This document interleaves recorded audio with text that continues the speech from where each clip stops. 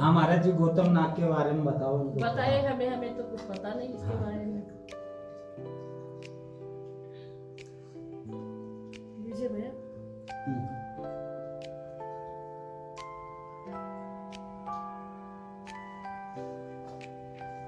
ये प्राचीन स्थापन गौतम नाग 655 के सदी में इसका शुभारंभ हुआ।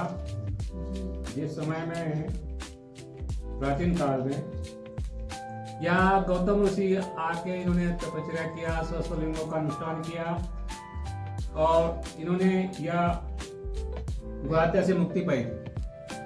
गुहत्या से? हाँ। अच्छा। इन्होंने सहस्त्रलिंगों का अनुष्ठान करके और यहाँ पानी का जल कुंड का निर्माण करके जो है उन्होंने सहस्त्रलिंगों का अनुष्ठान किया। उन्होंने समाधि कहाँ ली? समाधि नहीं ली। नहीं, वो तपस्या कहाँ पे? तपस्या क्या था इसी स्थान, इधर ही है, गौतम नाग ये में। इसी मेन जगह, यही है गौतम गौतम नाग है ना यही। नहीं, ये जो यही वो मेन जगह, वो अच्छा ये है। उसी के ऊपर ही बना है बिल्डिंग में पूरा। ये शिवलिंग बना वहाँ तो नहीं करी? इस शिवलिंग में पहले वो शिवलिंग जो था वो ये हो गया, खंडित हो गया। क्या कोई तोड़ के गए थे ना उस समय? हाँ जी, हाँ जी, 90 में। हाँ, तो इसको ये कंक्रीटिंग किया हुआ है ऊपर से, उसी उसको औरंग को किया है, उसको वेस्टर्न गौतम किया ऋषि है। जी के साथ अहल्या जी भी साथ में थी इनके? हाँ।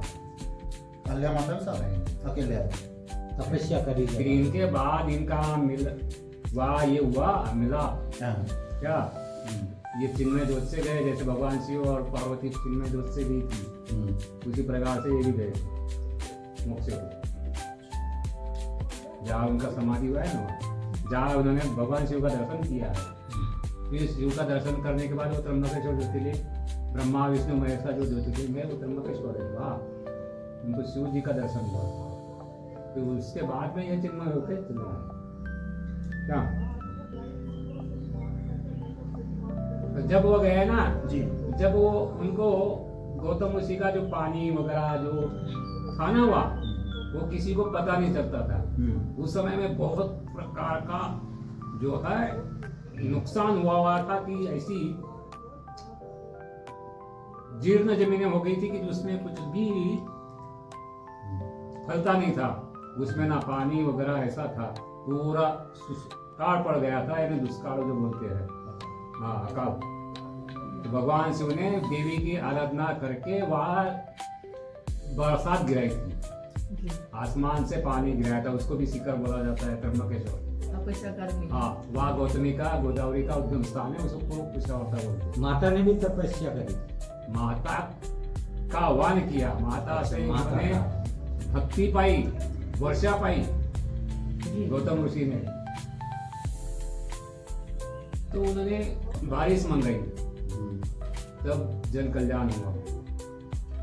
वह आसमान में एक कुंड है, वो किसी को पता नहीं था कि ऋषि लोग जल कहाँ से लेते हैं भगवान शिव की पूजा के लिए, किसी को पता नहीं चलता। अंजनी की पूजा करते थे, वह अंजनी की पूजा के लिए जो है वो जल कहाँ से लेते थे।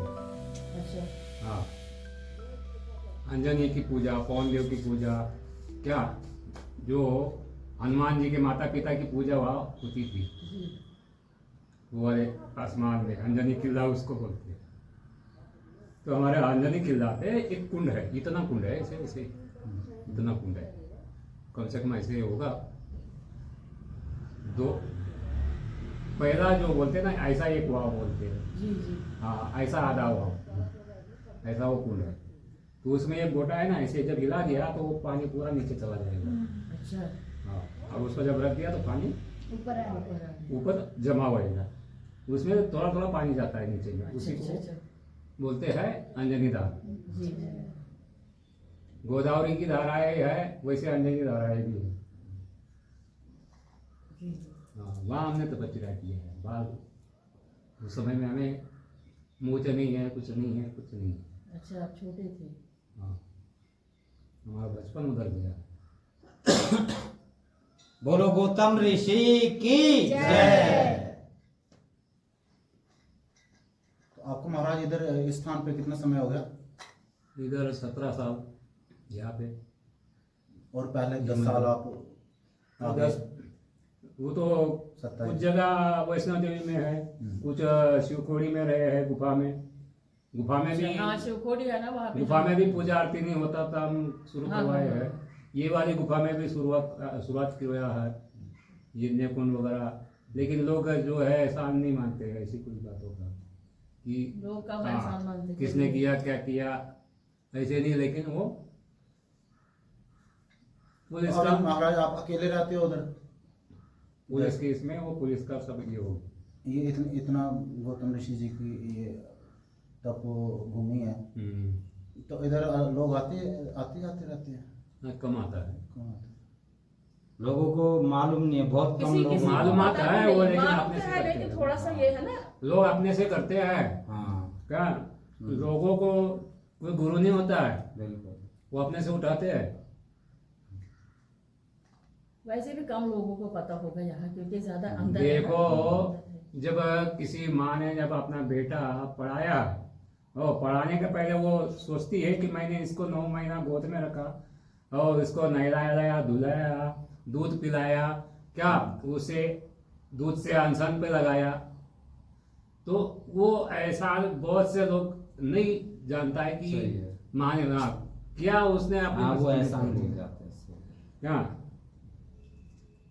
तो वही ऐसा बात है फिर। जब गौतम ऋषि की बात जब कही जाती है ना कि इंद्र उन पे ये हो गया था अहिल्या माता पे, तो उसके पहले इनको पुत्र था।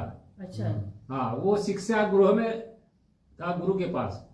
इसलिए जब अहिल्या जब जिस समय जाती है तो उस समय क्या बोलती है कि अभिषेक को वही संदेश दे देना कि हम लोग का मिलाप हो गया, हम लोग जा रहे हैं अच्छा। भारत भ्रमण के लिए, यात्रा के लिए। दोनों लोग यात्रा को चले गए। जिस समय राम जी, लक्ष्मण जी और उनके गुरु ने अहिल्या का उद्धार किया था, फिर गौतम ऋषि का और अहिल्या का मिलाप करने के बाद में वो चले गए थे, तब वो गुरु को बोलते गए कि अभिषेक का ख्याल रखना। उन्होंने शराब दे दिया था, वो पत्थर की बन गई थी, फिर हाँ। वनवास गए थे तो तब वो तो जाके- सतयुग का प्रारंभ सतयुग की में बात था है, वो सब। वो सतयुग के प्रारंभ की बात है।